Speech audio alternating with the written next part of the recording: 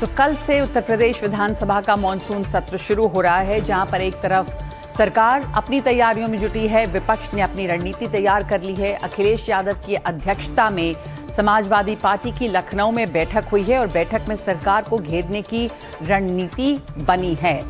उधर विपक्ष की रणनीति का तोड़ निकालने के लिए शाम को सीएम योगी भी बैठक करने जा रहे हैं। इससे पहले आज विधायकों के साथ बैठक में अखिलेश यादव ने यूपी सरकार पर जमकर निशाना साधा। राम मंदिर चढ़ावा चोरी से लेकर किसानों के मुद्दे, महंगे पेट्रोल डीजल का मुद्दा भी उठाने की बात कही है। चंदम राम धन चढ़ावा चोरी और सब जा रहा बीजेपी के पास, तो बीजेपी को सफाई देनी चाहिए इस बात को लेकर के।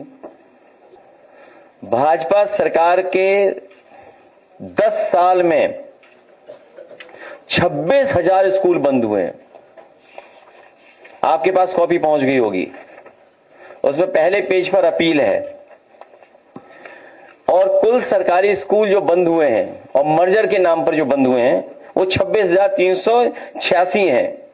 कुल बच्चों का नामांकन जो घटा है, जो एनरोलमेंट बढ़ा है, वो 28 लाख के लगभग है, जिसमें पीडीए, ओबीसी, एससी, एसटी के जो बच्चे हैं वो 25 लाख हैं। बेटियों का जो नामांकन कटा है वो 16 लाख है। सरकारी प्राइमरी शिक्षकों की संख्या घटी है, वो 62,000 है। केवल स्कूल बंद होने से बच्चों की पढ़ाई नहीं छूट रही है, बेटियों की पढ़ाई नहीं छूट रही, साथ ही नौकरी नहीं देना चाहते हैं, सरकारी नौकरियां खत्म कर रहे हैं। तो सरकारी प्राइमरी शिक्षकों की संख्या जो घटी है वो 62,465 घटी है।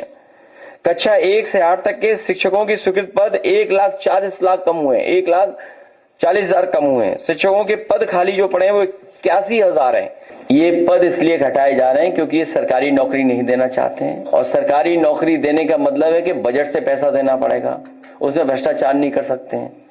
आउटसोर्स इसलिए करते हैं कि भ्रष्टाचार कर सकें। जब आप सरकारी नौकरी देंगे, बजट से पैसा देना पड़ेगा, तो आपको आरक्षण भी देना पड़ेगा। इसीलिए आपको जारी किया था, अगर आपको याद हो, ये आरक्षण का भी जारी किया था, आप याद होगा आपको, पीडी आरक्षण घोटाला। समाजवादी पार्टी के आरोपों पर बीजेपी ने जवाब दिया है। बीजेपी नेता सिद्धार्थनाथ सिंह ने कांग्रेस और समाजवादी पार्टी पर निशाना साधा और कहा कि विपक्षी दल सनातन का अपमान कर रहे हैं। विधानसभा सत्र की शुरुआत उत्तर प्रदेश में होने जा रही ऑल पार्टी बैठक है, बात करेंगे सर। आज तमाम मुद्दों को लेकर चर्चा है, अनुपूरक बजट को लेकर बात है, क्या स्थिति दिखती है अनुपूरक बजट को लेकर? नहीं, अब वो देखेंगे।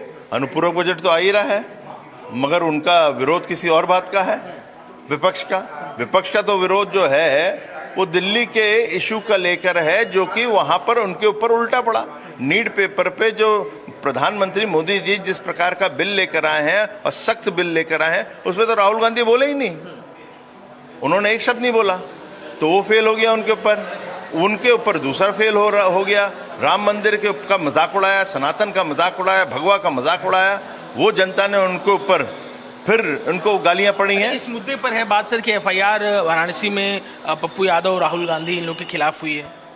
नहीं, जो हुई है वो कानूनी प्रक्रिया है, कानून अपना काम करेगा और किसी को इजाजत नहीं देता पूरे भारत के अंदर और विशेष रूप से उत्तर प्रदेश में कि कोई भगवा या सनातन का अपमान कर ले। अयोध्या में सर एक लड़का पकड़ा गया है जो कंपाउंड होते हैं, केमिकल कंपाउंड बम बनाने के, वो जो कानून है वो करेगा। किसी के पास ऐसा पकड़ा गया है तो उस पर जांच, एफआईआर हो गई है, जांच चल रही है और पकड़ा जाएगा। कानून उत्तर प्रदेश का सख्त है, किसी को इजाजत नहीं है कि योगी राज में कोई इस प्रकार की हरकत कर जाए।